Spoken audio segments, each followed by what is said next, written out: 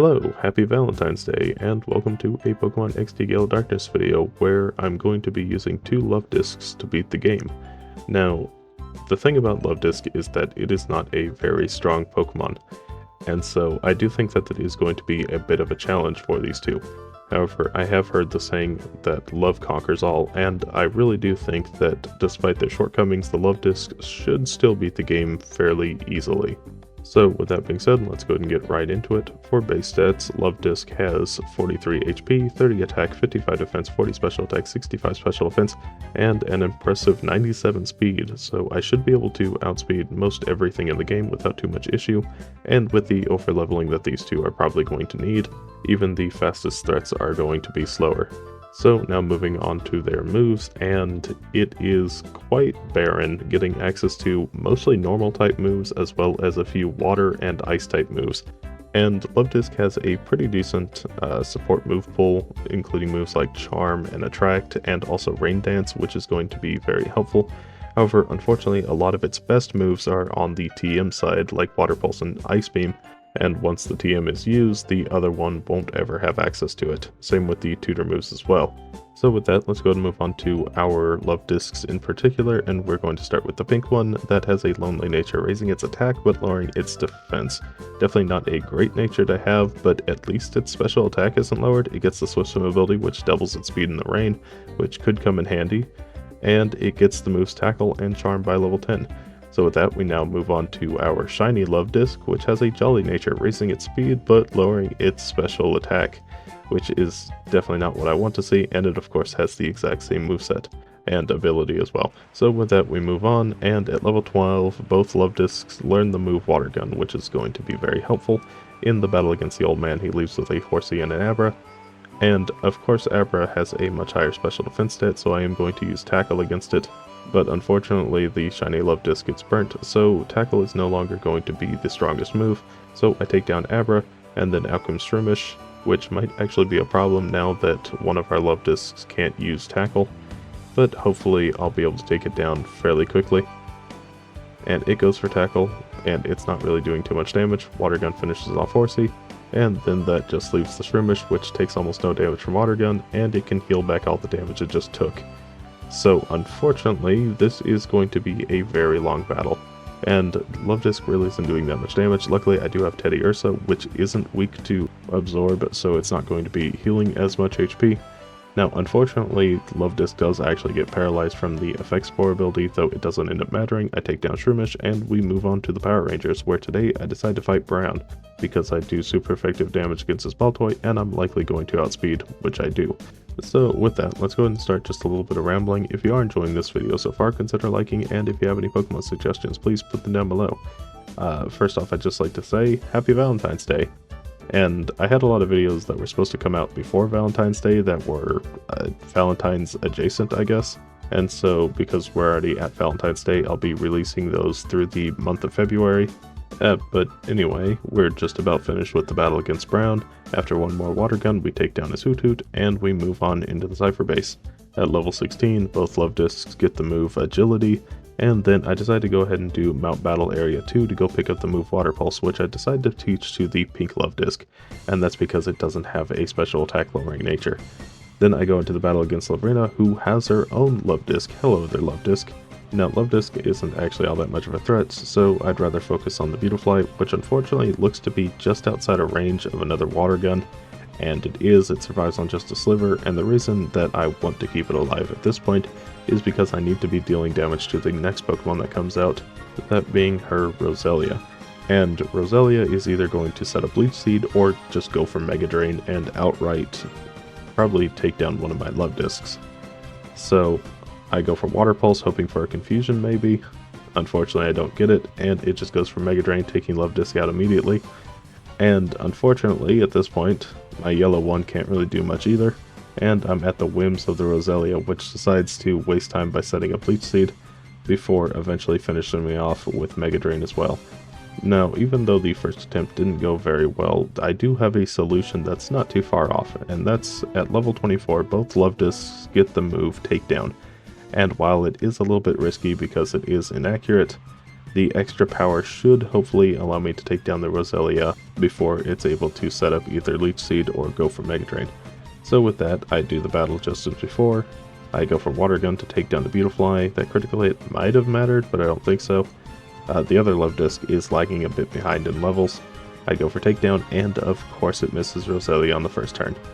Of course, I do outspeed it, so I will be able to deal damage to it, and unfortunately, it survives on just a little bit of HP left. It goes from Mega Drain, healing up to about a quarter, and so I go for takedown to finish it off, which luckily it did hit, and then she sends out her final Pokemon, a Shadow Delcatty. Now, unfortunately, Water Pulse doesn't end up doing as much damage as I was expecting, so this might take quite a few turns to actually take it down.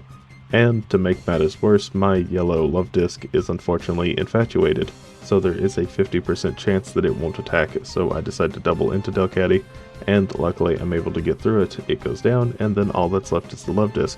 And unfortunately, I'm actually in a disadvantageous state right now, because if I go for takedown, I will be taking recoil, and there's a good chance that the Luvdisc might just take me out. So I decide to go for 2 charms into it to lower its attack by 4 stages. That way it swaps out a Water Gun, because its Water Gun is going to be doing less damage. And I'm going to safely whittle it down with Water Gun and Water Pulse until it gets to a point where I can go for takedown. And unfortunately my first takedown missed, but with it being so low already, I decide to swap back over to Water Gun and finish it off.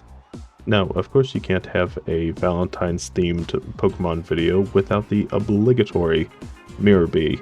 How are you doing on this fine day? Well, that's always good to hear. Anyway, at level 28, Luvdisc gets the move Attract, which I decide to teach over Agility. And then at the Railgun Tower, I pick up my 2 favorite TMs, Hidden Power and Protect, and I'm going to teach Hidden Power to both right away. And our pink one has Hidden Power Poison at 48 base power, which definitely isn't that great of a Hidden Power type, but maybe the shiny one has a better one. It has Hidden Power Ghost, which could be good. Unfortunately, it's only 39 base power. So with that in mind, even though I teach it here, I am eventually going to reset to before I taught Hidden Power, and so I won't lose the moves Attract and Takedown, because I'm definitely going to need them later on. Anyway, I pick up the Swinub for the Never Melt Ice item, which raises Ice type damage by 10%, and then soon after I teach Ice Beam to the pink Luvdisc. And then right after that, I pick up the Seal with the Mystic Water item, raising all water type moves by 10%, and then I go into the battle against Snattle. He leads with a Quagsire and a Lantern, and right away I need to get rid of Lantern because it has the move Shockwave, which does super effective damage, and is likely going to hurt a lot, which it does.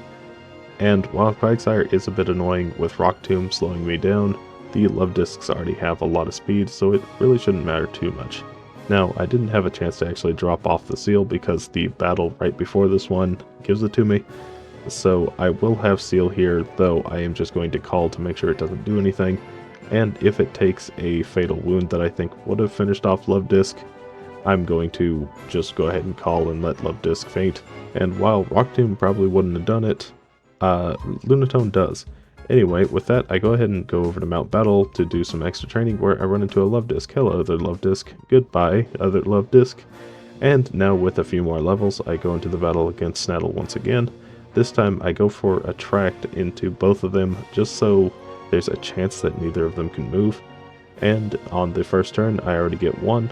I go for Takedown, which still is doing about the same amount of damage, but as long as Lantern isn't able to attack, I'm not going to be taking any damage in return.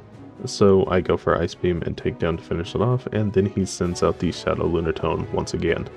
And now that both of my Pokemon are alive, I do think that there's a pretty good chance I can take it down in a single turn. So I go for Water Pulse and Water Gun, which Water Pulse takes it down to yellow, and Water Gun finishes it off. Unfortunately, Lunatone was faster because of the Rock Tombs, and so it's able to set up Shadow Sky.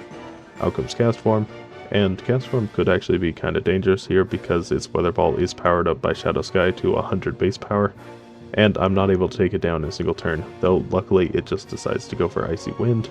And this is where I make a bit of a mistake. I really should have attacked the Cast Form on this turn with the pink Luvdisc because it still outspeeds, but I didn't, and so it's able to hit a Weather Ball, though luckily it didn't really do that much damage.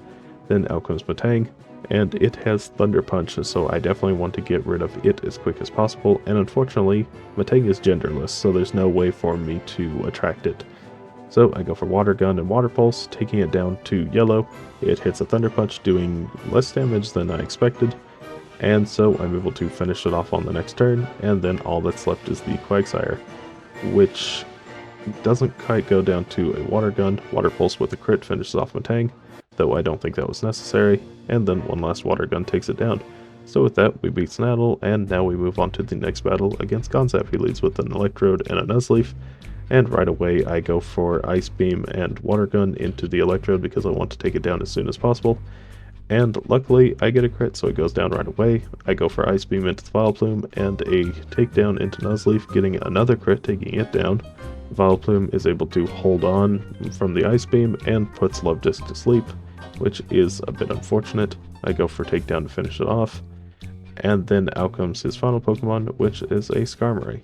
Now, Whiscash could actually be a bit of a threat, and in hindsight, maybe I should have tried taking it down at this point, because it does have Spark, which could paralyze and do super effective damage to me, but I go ahead and take down the Skarmory right away, and then start dealing with the Whiscash after it's recovered from Hyper Beam, and it decides just to go for Rock Tomb, so it's completely fine. I finish it off on the next turn, and with that, we beat Gonzap pretty easily.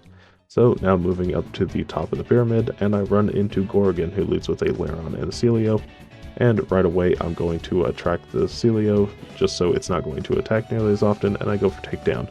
Not dealing that much damage, but as long as it doesn't end up attacking, it shouldn't really be all that much of a threat anyway. I go ahead and attract the Lairon as well, just so when it does try to go for Protect, sometimes it won't be able to, and if Celio does end up attacking, it'll get hit by the Earthquake.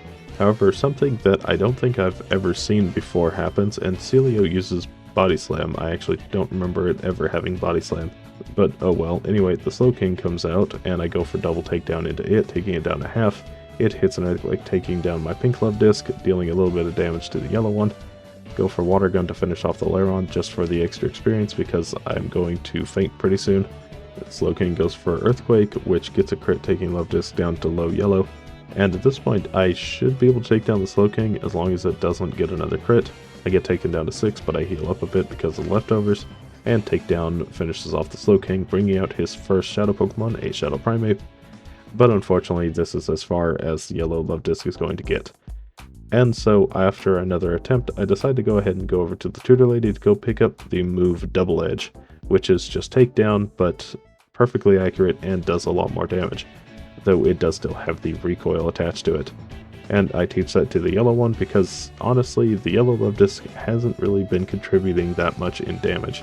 So I go back into the battle again, I go for Double Edge and Takedown, which isn't quite enough to take down the Celio, so I am able to finish off with a Water Pulse, and I decide to just go ahead and go for Water Gun to take down Lairon, because I really just don't want it around because Earthquakes hurt quite a bit. Then out comes Slowking and Ursaring, and I decide to go for Attracting to it because I know it is still going to survive quite a few turns. And unfortunately I don't get an Infatuation right away. And I go for Ice Beam and Water Gun to take down the Ursaring, which unfortunately it does survive with a little bit of HP remaining. Luckily Slowking is stuck, and because I know Ursaring is going to protect this turn, I decide to go ahead and focus the Slowking, going for Takedown and Water Gun. And the reason I went for Water Gun is because I really want to preserve the yellow Luvdisc health, because I moved the leftovers from the yellow over to the pink. And that's because I was going for Attract against all the females at the beginning, which meant that yellow wasn't dealing any damage and pink was taking a lot of damage. And pink is almost necessary for the last few Pokemon because the yellow Luvdisc really can't do much damage to them. So I go for Water Gun into the Shadow Primeape and Ice Beam, nearly taking it down. And luckily I do get a freeze. Slowking takes it down for me, but unfortunately also takes down my yellow Luvdisc, and then out comes his final Pokemon, a Shadow Hypno. And I go for Ice Beam into Slowking to finish it off, and Hypno goes for Shadow Storm, taking me down to 10 HP, and unfortunately it all comes down to Water Pulse, which luckily does get a confusion. It hits itself. I go for Ice Beam, taking it down to yellow, and it hits itself again. So with another Ice Beam, I take it down, and I beat Gorgon. Very lucky, but we take those. Now moving on to the last area of the game, And while I really don't need to worry about opponents outspeeding me, I'm not going to really be doing damage against most of the bosses here, so this might be a bit difficult. So let's go into the battle against Lavrina. She leads with a Gardevoir and a Corvus, and I go for double edge into the Gardevoir right away, which takes it down to yellow, and an Ice Beam finishes it off. Then she sends out Roselia. I get attracted by the Corvus, and I go for double edge into it, dealing half, and Ice Beam takes down the Roselia right away. Then she sends out her first Shadow Pokemon, a Shadow Farfetch'd. And as long as I'm able to attack the Gorbis, I should be able to finish off this turn. Luckily, I'm able to hit through the Infatuation, but Gorbis actually survives on a Sliver because it was a range, and Farfetch'd also survived on a Sliver, so it's able to hit a Shadow Panic into the pink Luvdisc. I go for Water Gun to take down the Gorbis, and then she sends out her final Pokemon, a Shadow Altaria. I go for Ice Beam, taking down the Farfetch'd, and then all that's left is Altaria, which, as long as Ice Beam hits, it unfortunately gets hit in Confusion, which is a bit unfortunate, but as long as that doesn't continue to happen, I should be able to win. I snap out of Confusion, and Ice Beam finishes off. So now at the top of the volcano, I run into Snaddle. He leads with a Quagsire and a Metang this time. I go for Attract into the Quagsire, and go for Water Gun just to deal a little bit of damage to Metang. Hopefully I'll be able to finish it off on the following turn. And I'm only just now realizing I forgot to heal my pink Luvdisc, which I'm not even sure if I noticed in the actual attempt. Anyway, Metang goes down, and then he sends out Scizor. Quagsire is able to get through the Infatuation, though luckily it doesn't get a Paralysis with Body Slam. Go for Water Gun and Water Pulse to take Scizor down to yellow. It hits a Silver Wind, dealing quite a bit of damage to Luvdisc, and it unfortunately gets an Omni Boost. So I go for Water Gun, which would have been able to take it down before, but unfortunately now it isn't. Mudshot takes me down to 44, and while I do finish off the Scizor and reveal his next Pokemon, a Shadow Solrock, yellow Luvdisc isn't going to get very much further. I go for Water Gun, which does a great amount of damage, but Shadow Ray finishes me off. So with that, I decide to go ahead and teach Rain Dance to the yellow Luvdisc over the move Attract, and then I go into the battle once again. Now with Rain Dance up, I can deal extra damage with my Water-type moves, and so I attract Quagsire right away. A Thunder Punch unfortunately immediately paralyzes my pink Luvdisc, so the rest of this battle is going to be completely up to luck because I definitely need that other Luvdisc for extra damage.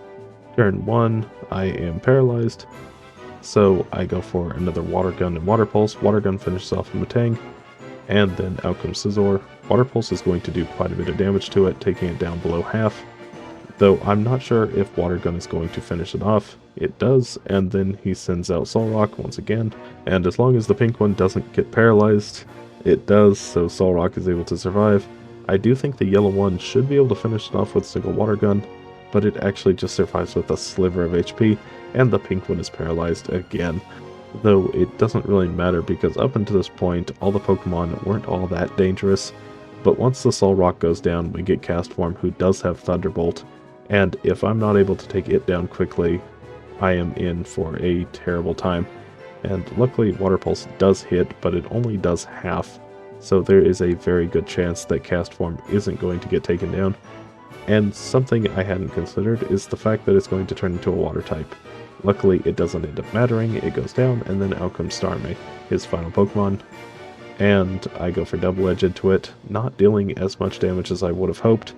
My yellow Luvdisc goes down, I go for another takedown, taking it down to low yellow, and as long as I'm able to hit one more of those, I will be able to finish it off, though it all comes down to luck with the Quagsire and my own paralysis. So it got immobilized right there, I go for Ice Beam and get a critical hit, taking it down in a single turn.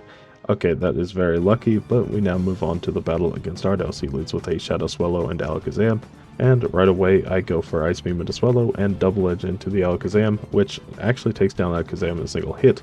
Then out comes Kingdra, Ice Beam takes down Swallow in a single hit, and then out comes Heracross. I go for Water Pulse and Rain Dance, that way I can deal more damage with my Water-type moves.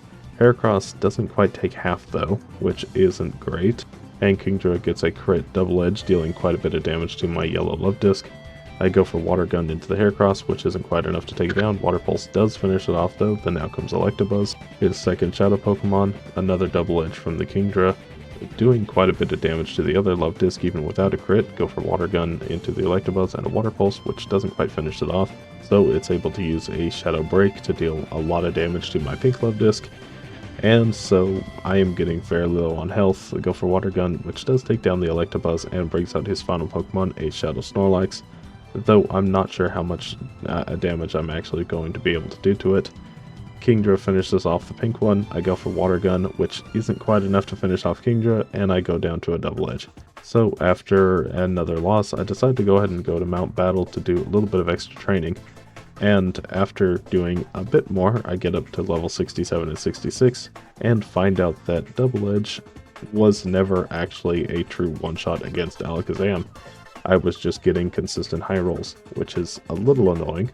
So I go back to Mount Battle for a bit more grinding, and unfortunately I run into a roadblock that is Shedinja because I don't actually have any moves to hit it, and so I can't go past this point, so I had to train against lower level Pokemon until eventually I get up to level 70, where Alakazam is a true one-shot. But it was not in vain, because now I am a much higher level, so I should be able to survive more attacks from his Pokemon. So I take down the Alakazam and the Swellow, and then I set up Rain Dance and go for Water Pulse, dealing more damage to the Heracross, over half now.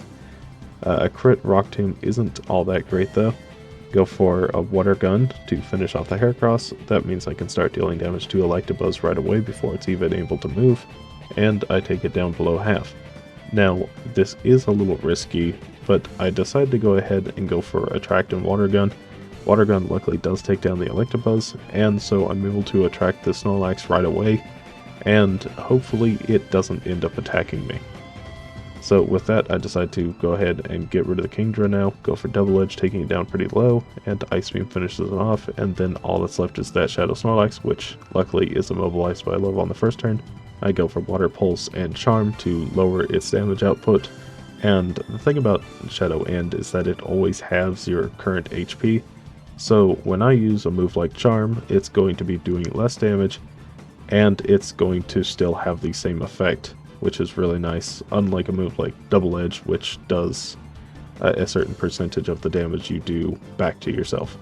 Anyway, Snorlax finally decides to fight back, and it does very little damage. Of course, it's already at a very low HP, so it doesn't really matter if it halves it, and it goes down to Water Gun. So with that, we move on to Gorgon, who leads with a Slowking and an Ursaring, and just like in the previous fight with him, I'm going to attract the Slowking, and I'm going to set up Rain Dance.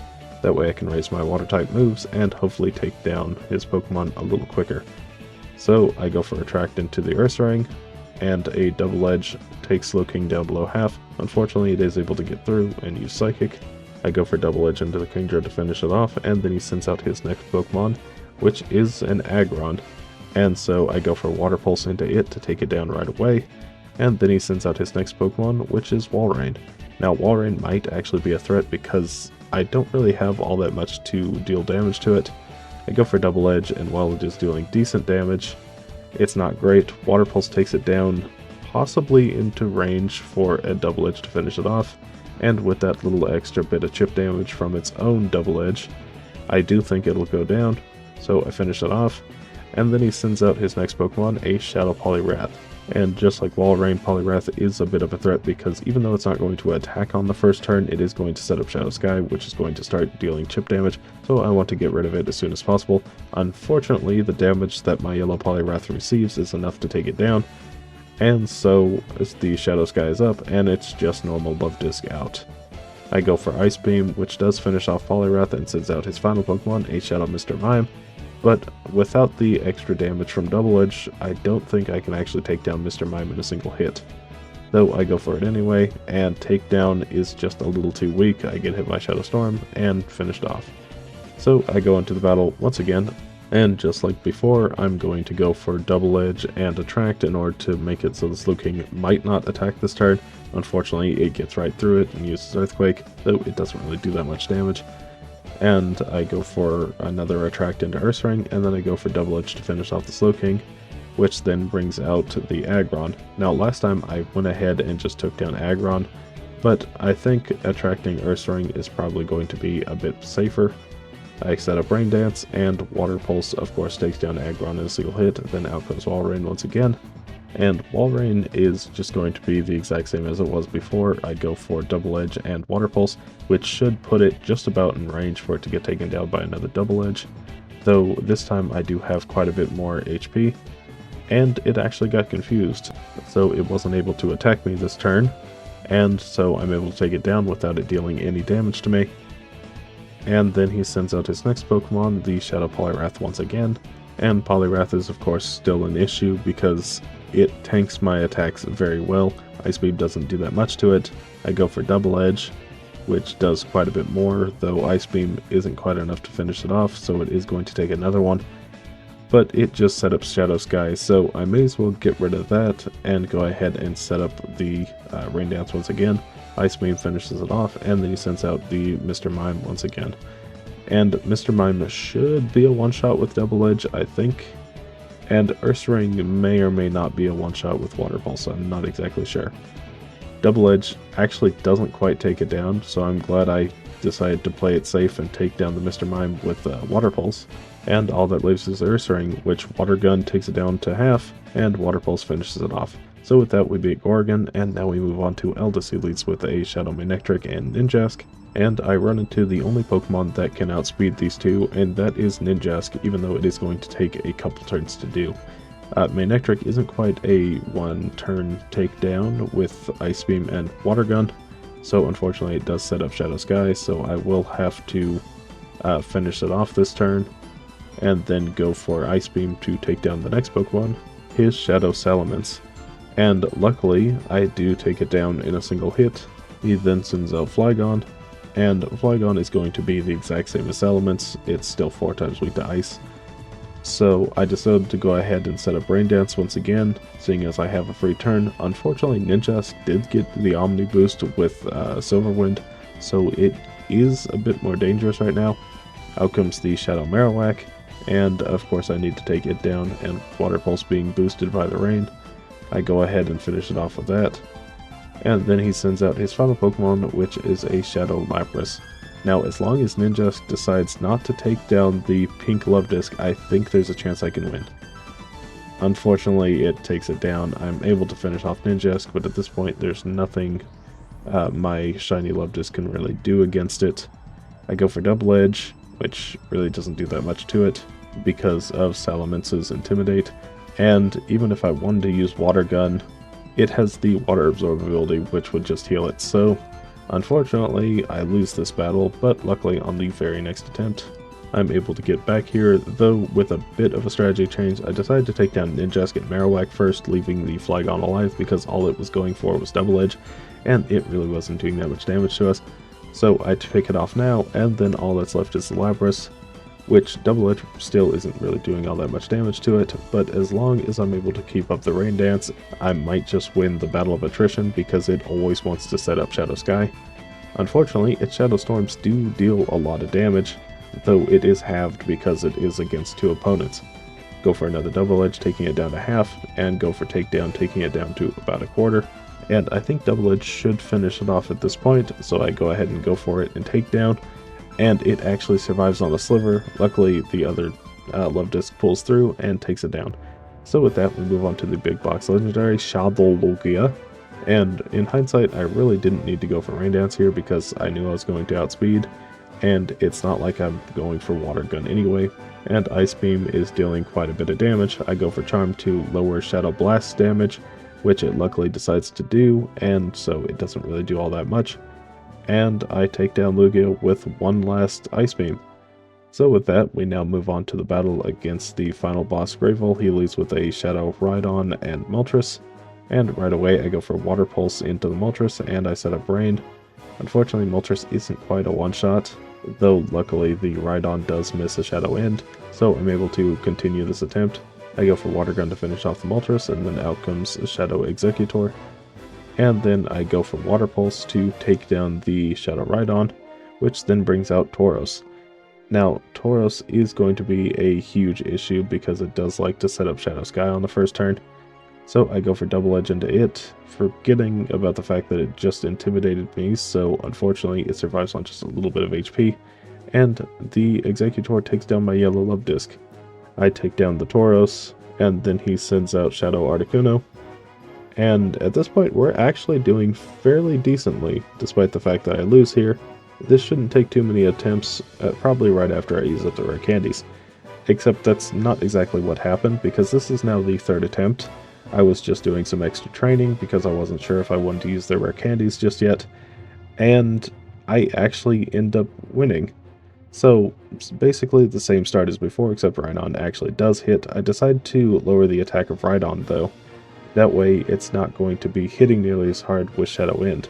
Now, the thing is I am in a bit of uncharted territory here, because usually I don't use status effects against the Shadow End Pokemon too much. And so, I'm not exactly sure if, at a certain point, Rhydon is going to get a low enough attack where it decides to start using Shadow Panic. So I decide that -4 is low enough. I decide to take down the Executor, despite it being frozen, and I get a crit Water Pulse taking down Tauros, which is very nice. Then out comes the Shadow Articuno once again, and luckily it is still going for Shadow End. I go for Water Gun, dealing a little bit of damage, and Water Pulse takes it down below half. And even though I really want to do the exact same setup once again, unfortunately my Rain has just run out, and so it wouldn't be possible. So I go for Ice Beam this turn, and then I set up the Rain once again, and even though Rhydon has been so kind to me and not hitting any of its attacks, eventually I do need to take it down, and I decide now is the time. So I go for Water Pulse to finish off the Articuno, and then that just leaves the Shadow Zapdos, which Water Gun takes it down a little ways, and Ice Beam nearly takes it down. It hits a Shadow Bolt, but at this point it can't do enough damage to take either of us out, and Water Pulse finishes it off. So while it was a bit of a lucky win, I hadn't yet used my rare candies, so there is a good chance I probably could have done it in an attempt or two. Anyway, with that being said, how well did the duo of Luvdiscs do?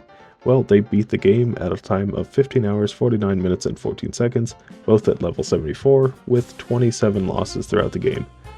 So while I do think that they did fairly well throughout the entire thing, of course they had a lot of issues, the biggest coming from the fact that the yellow Luvdisc, because I had decided to put all the moves onto the pink one, unfortunately doesn't contribute all that much in a lot of fights. In terms of its damage output, its support side was actually very helpful, but that also leads to the second issue, and that is that the stats of the Luvdiscs are very low on both the physical and special side. So unfortunately, even though I did have a Luvdisc who was a bit stronger on the special attacking side, its 40 base special attack is still incredibly low, so those attacks really weren't doing too much damage anyway. So of course it required a lot of extra leveling, though not as much as I actually expected. And so they find themselves near the bottom of the C tier, not so much because the bosses were incredibly difficult for them, but because the battles throughout the game just took a lot longer, and the bosses that were a bit difficult required a bit of extra grinding.